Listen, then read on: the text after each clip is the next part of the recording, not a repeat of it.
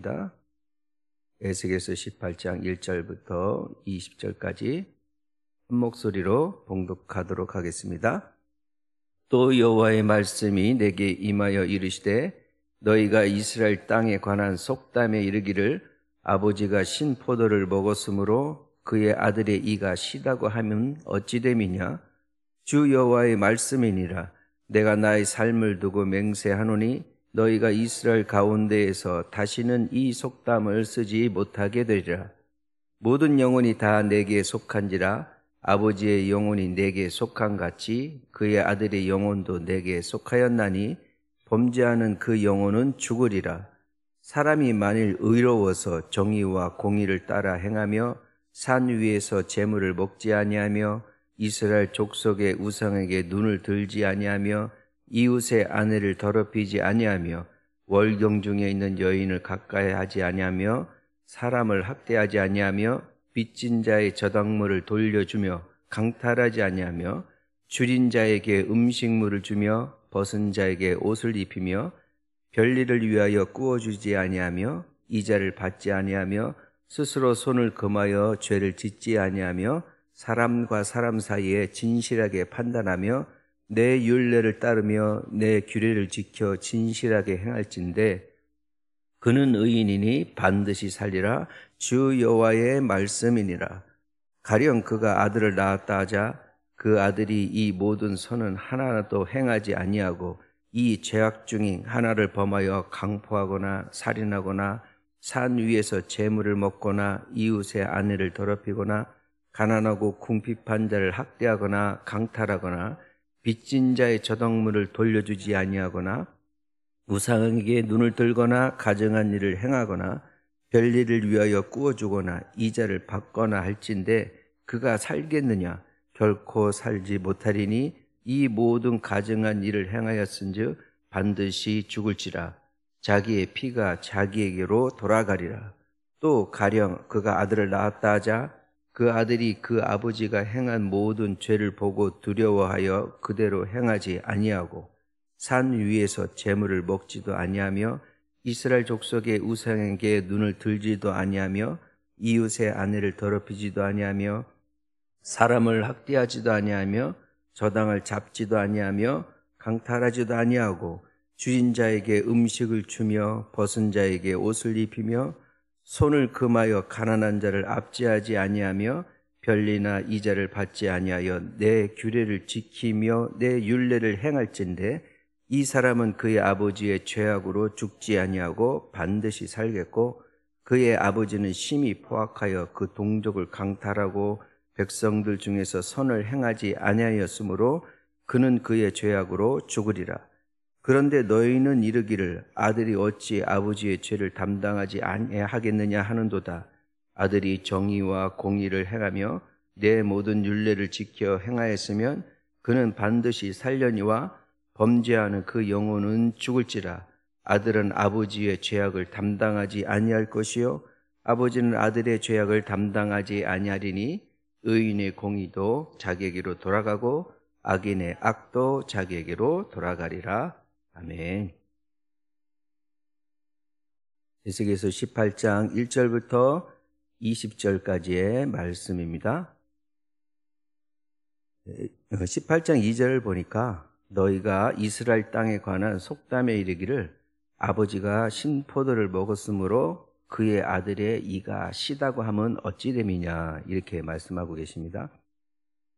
이것은 고대 유대 지역에 또 많이 통용되는 그러한 그 얘기인데 무슨 얘기냐면 내가 지금 갑자기 이가 시려요. 그러면은 이거 우리 아버지가 신 거 먹어서 내가 지금 이가 시린 거야 이렇게 얘기를 한다는 거죠. 그러니까 부모한테 어느 부모 아래에 있는지 또 내 부모가 누구인지에 따라서 내 인생도 좀 결정이 되니까 부모가 행실을 잘해야 자식도 그만한 부분을 영향을 받는다. 이런 그 빗대어져서 얘기하는 그런 속담입니다. 그런 부분은 전혀 없었던 전혀 말도 안 되는 얘기가 아니라 어느 정도 경험적으로 인간의 경험적으로 유의성이 있다 이런 것이기 때문에 그만큼 부모의 노력이 또 자식에게 미치는 것은 당연히 중요한 것이다. 부모가 잘못됐으면 아들도 자식들도 잘못될 수 있다라는 식의 그런 인간적 경험적인 그런 얘기를 또 말을 하고 있는 것인데, 하나님께서는 3절에 뭐라고 하시냐면 주 여호와의 말씀이니라 내가 나의 삶을 두고 맹세하노니 너희가 이스라엘 가운데서는 다시는 이 속담을 쓰지 못하게 되리라. 모든 영혼이 다 나에게 속해진 것이기 때문에 아버지의 영혼도 내게 속하고 그의 아들의 영혼도 나에게 속하였으니 범죄하는 그 영혼 자체가 죽는 것이 될 것이다 라고 말씀을 하시는 겁니다. 우리 과학기술이 발달하다 보니까 알게 되는 사실이 뭐냐면은 이제 DNA라는 것이 있어요. DNA라고 하는 것은 내가 가지고 있는 유전자적인 모든 생명에 가지고 있는 유전적인 정보가 있는데, 이것이 그 후대의 사람들에게도 후대 자손들에게도 이어지게 되는 그러한 정보들이 담겨져 있다는 것이죠. 그래서 제가 있는 이유는 내 부모님과 그 사이에서 가지고 있는 유전 정보를 갖고 있어서 내가 내 몸속에 있고, 또 나로 인해서 나와 배우자를 통해서 자식에게 나에 관련된 유전 정보가 이어지고 있다라는 것을 알아내기 시작했습니다. 이 DNA가 발견되면 되는데, DNA는 어디에 있냐면은 우리 몸체 안에 있는 작은 세포 속에 계란 노른자 같은 이렇게 동그란 부분이 있어요. 현미경으로 확대를 해서 보니까 그걸 핵이라고 하는데, 그 핵 안에 이 DNA 정보가 있더라는 거죠. 그래서 얘를 갖다가 잘 분석해서 해보게 되면 어느 자식인지, 내 부모가 친부모가 맞는지, 그리고 범죄 현장 이런 데에서 발견된 담배꽁초나 머리카락 하나를 가지고도 그 사람이 독특한 유전 정보가 드러남으로써 범죄 현장이나 이런 데에서도 유용하게 쓰이기도 하고, 여러 가지 복잡했던 해결되지 않았던 법적인 부분에서도 DNA의 그 발견은 상당히 획기적인 발견입니다. 그럼으로써 사람은 사람한테 유전이 되는 것이고 동물은 동물한테 유전되는 부분이 맞다라는 것을 어느 정도 규명하게 됩니다. 창조와 그 진화론이 있는데, 진화적인 부분이 아니라 창조적인 부분에 독특한 부분이 있게 되는 것을 알 수 있습니다. 현재 나는 누구를 닮았냐면은 내 앞에 있는 부모님, 또는 내 부모님은 또 그 위에 계신 또 부모님들, 이러한 유전적인 성향을 가지고서 현재 나한테 내가 있게 되는 그러한 것들이 의학적으로도 이렇게 규명이 되는 부분이 있습니다.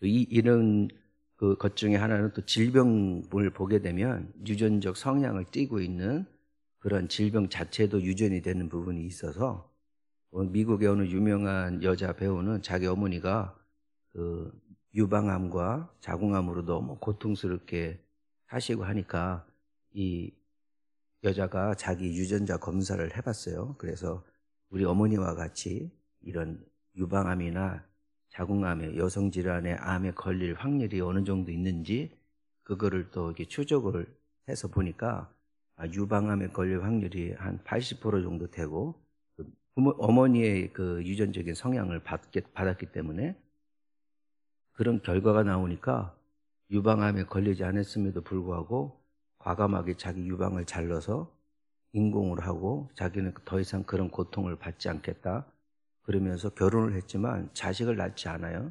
자식을 낳아도 내 또 유전자가 그걸로 갈 수 있으니까 고통 속에 살고 싶지 않다라는 그런 의지로서 자식은 낳지 않지만 많은 아이들을 입양해서 자기 자식처럼 기르고 있는 유명한 여배우도 있습니다. 제가 또 이렇게 교회에서 수학을 또 가르치다 보니까 다양한 아이들을 수학을 가르쳐 봤는데, 이게 그 똑같은 말을 해도 빨리 받아들이는 애가 있고 아무리 가르쳐도 잘 안 되는 애들이 있어요.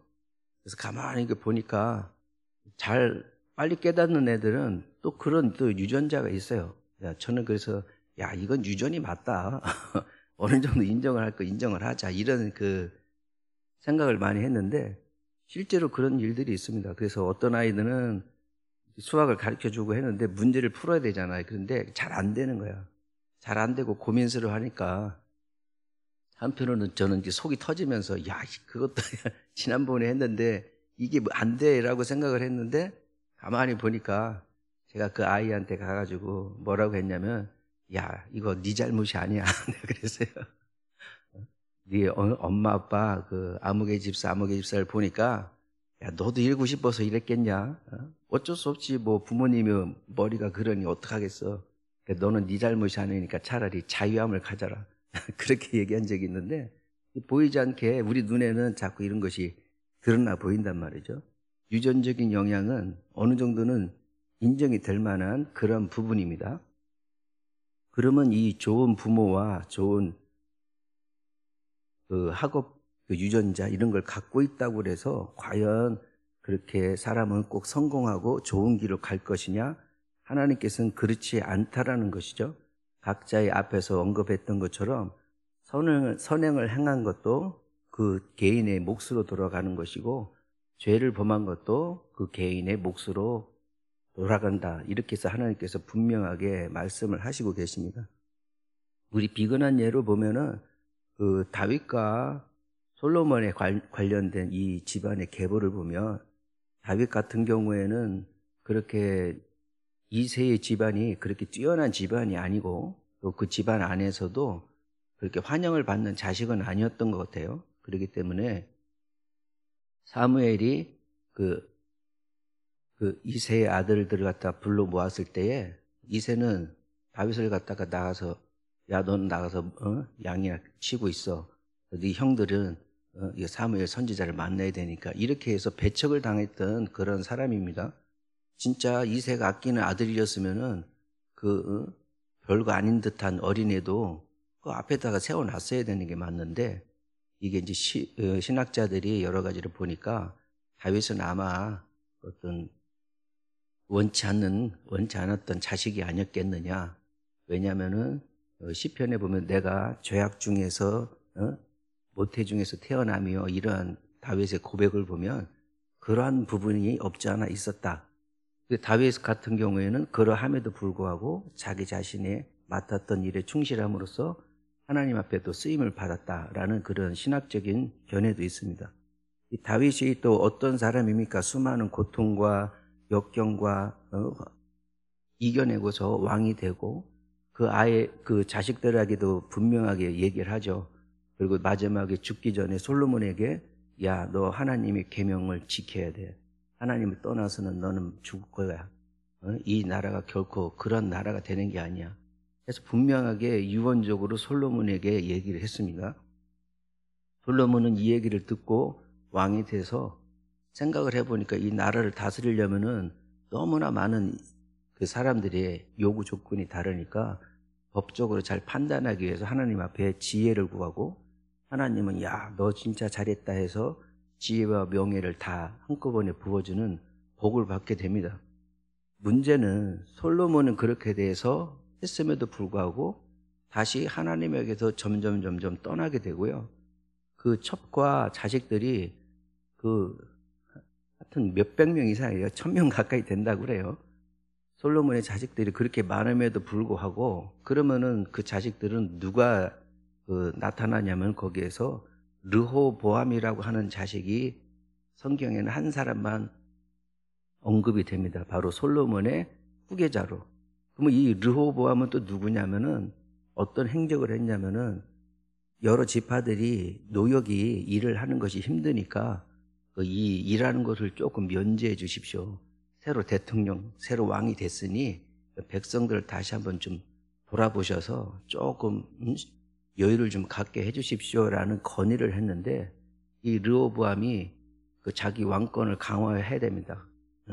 하는 젊은 애들의 말을 듣고서 이 정책을 거꾸로 뒤집어서 더 강력한 노역을 가지고 왕이 되자마자 그런 정책을 핍니다. 그렇게 되니까 이거 할아버지가 다윗이고 아버지가 솔로몬인데 할아버지하고 아버지가 행했던 것하고 전혀 다른 행동을 하니까 거기 군대 장관이었던 여로보암이 사람들이랑 의기투합을 해서 야, 여기서 못하겠다라고 갈라서게 된 게 바로 이스라엘이 북이스라엘과 남유다로 갈라지게 되는 초석이 됩니다. 이게 솔로몬의 자식에 의해서 나라가 분열된다는 것은 이것이 유전적인 부분만은 아니다라는 것을 알 수 있습니다. 그런 내용으로 볼 때에 그 구절을 한번 보시겠습니다. 구절을 보시면은 내 율례를 따르며 내 규례를 지켜 진실하게 행할진대 그는 의인이니 반드시 살리라 주 여호와의 말씀이니라. 하나님의 율례를 따르고 그 규례를 지켜서 진실하게 행했던 사람은 하나님은 의인이다라고 이렇게 칭을 하게 됩니다. 그러니까 앞에서 얘기했던 유전적인 그런 부분에서 죄와 선이 갈라지는 게 아니라 각자의 하는 행동에 의해서 이것은 반드시 그렇게 심판을 받을 것이라는 것을 계속해서 그 말씀을 하고 계십니다. 요시야의 이 마지막 우리가 그 시드기야라고 하는 그 왕을 가지고서 배경을 삼고 있는데 이 시드기야의 아버지가 요시야거든요. 요시야는 정말 귀중한 그 이 종교 개혁의 신앙적인 위대한 아버지인데 그의 아들들의 행적은 또 그렇지가 않아요. 그렇기 때문에 결국에는 요시야의 그 유명한 아버지를 두고도 그 아들들이 하나님대로 순종하지 아니하고 예레미야의 예언을 믿지 아니하고 불순종함으로써 결국에는 남유다가 이렇게 황폐화가 되는 그러한 결론을 겪게 되는 것을 이 배경으로 또 하고 있습니다. 그래서 20절 보게 되면은 범죄하는 그 영혼은 죽을지라 아들은 아버지의 죄악을 담당하지 아니할 것이요 아버지는 아들의 죄악을 담당하지 아니하리니 의인의 공의도 자기에게로 돌아가고 악인의 악도 자기에게로 돌아가리라. 앞에서 에스겔서 앞에서 하나님께서 뭐라고 하시냐면은 노아나 다니엘이나 욥이 있더라도 그들만 의인으로서 삶을 얻고 나머지는 죄로 인해서 죽을 것이다. 예레미야에서는 모세와 엘리야까지 소환을 하셔가지고 그 모세와 엘리야가 지금 여기에 있다 하더라도 그들만 구원을 받을 것이다 라고 분명하게 말씀을 하고 계시는 것입니다. 이 성경을 읽을 때에는 어떤 하나님의 마음이 또 중요합니다. 하나님의 마음이 중요한데 그럼 하나님은 도대체 이러한 무지하게도 말씀하시는 이유가 무엇인가? 성경은 하나님의 마음을 성경을 읽을 때 하나님의 마음을 읽는 것도 중요한 부분인데 우리 에스겔서 18장 1절에서 20절까지가 토요일까지 본문이고 그 이후에 결론이 있는데 그 결론은 내일 주일날의 그 생명의 삶의 본문이 그렇게 돼 있거든요. 그 뒤쪽에 있는 부분을 한 번 더 가서 보게 되면 에스겔서 18장 23절과 32절의 말씀의 요약이 이렇게 돼 있습니다. 죽을 자가 죽는 것도 내가 기뻐하지 않는다. 즉 아무리 악인이라 해도 악행을 했다 하더라도 내가 앞에서는 반드시 죽으리라라고 얘기를 했지만 죽을 만한 사람이 죽는 것도 나는 기뻐하는 게 아니야. 그게 하나님의 본심이 그 뒷정에 있습니다. 그 악인이 죽는 것을 내가 기뻐하는 게 아니다라는 거예요. 당연히 죽을 놈이 죽는 것은 그건 내가 기뻐하는 게 아니다. 내가 기뻐하는 거는 그 악인이라도 그의 길에서 돌이켜서 악에서 떠나 나와 함께 사는 것을 그게 내가 기뻐하는 것이다라고 하나님께서 분명하게 말씀을 하시고 계십니다. 우리의 삶과 우리의 모든 행동들 가운데 잘못된 것도 있고 나는 잘하고 있지만 내 자식은 또 그러지 못한 경우가 있어요. 그렇지만 분명하게 우리들은 자식에게 하나님 떠나서는 안 돼. 하나님 중심으로 살아야 돼. 이 말 이외에는 유전적으로 전해줄 부분은 없다라고 생각을 합니다. 우리 그 부모님 된 입장에서 이 새벽에 나와서 저 자식을 위해서 또 많은 기도를 하실 텐데 그렇지만 하나님께서는 그 악인이라 할지라도 잘못했다 할지라도 바로 벌을 내려서 그 죄악 가운데서 죽임을 당하는 것보다 그 마음이 돌이켜져서 하나님에게 오는 것을 기다리시고 기뻐하신다라는 말씀을 가지고서 소망의 말씀으로 다시 한번 하시는 말씀이 있기 때문에 우리가 그러한 부분에서 분명한 소망을 가지고 자식을 위해서 기도하는 부모의 눈물을 하나님께서는 외면하지는 않으셔요. 어거스틴이라는 사람이 그렇게 방탕하게 살았지만 그 어머니의 눈물 어린 기도가 그를 기독교의 가장 위대한 그 신학자 또한 하나님의 그 종교가로서의 최대의 높이를 이루게 되는 그런 일들이 일어나는 것처럼 우리 부모님들은 또 우리들은 우리 자식을 위해서 우리 후손을 위해서 또한 내 자신을 위해서도 그렇게 기도하고 오직 하나님 편에 서는 그러한 의인의 길을 걸어가는 그런 행보가 일어날 수 있도록 그런 마음으로 축복하는 마음으로 오늘 말씀을 마치도록 하겠습니다. 우리 다 같이 기도하겠습니다.